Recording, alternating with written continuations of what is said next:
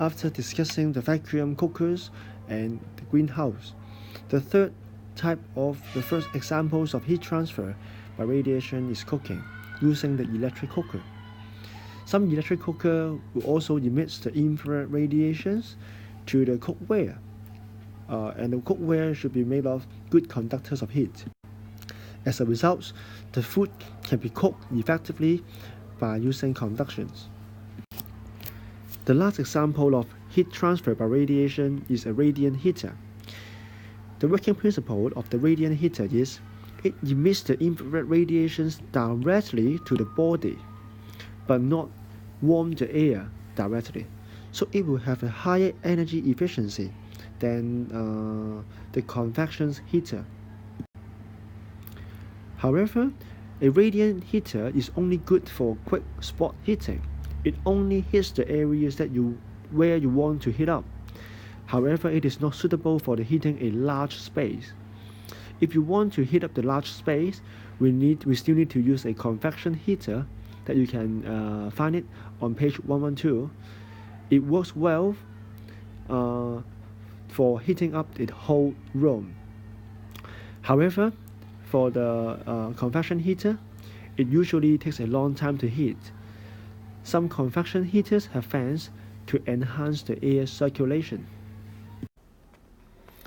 After studying the energy transfer by radiations, the emissions of the infrared radiations by different objects, and the factors that affect the emissions and absorptions of the radiations, now I would like to end this lecture by going through this example with you. Looking at the structures of this thermal cup, and to describe the major weight of the heat loss, we can see that the major weight of the heat loss is due to this black lid, as black surface is generally a good absorber and a good radiation emitters. So the heat energy is lost mainly through the lid by the radiations. On the other hand, as there is a vacuum layer between the inner and outer walls of the cup, the energy lost by the conductions and convection will become negligible due to this layer, since it does not provide any mediums for the energy to transfer. As a result, both conductions and convections cannot take place here. That can reduce the heat loss by these two processes. In the second question, saying that the vacuum layer effectively prevents heat loss by radiations. To comment on this, first, we have to state our stand, which is incorrect. The reason is, we all know that radiation does not require any medium, including solid, liquid, nor gases, to take place. So, the vacuum layer cannot help to prevent energy loss by radiations. In the last question C, it is said that there is another thermal cup B, which has the same capacity and holds the same volumes of coffee, but with the larger lid. It means that the area, the surface area for this black lid is larger in cup B.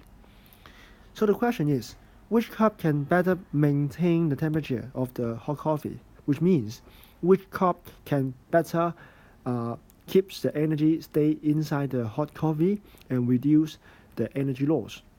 So the answer is obviously we will choose cup A.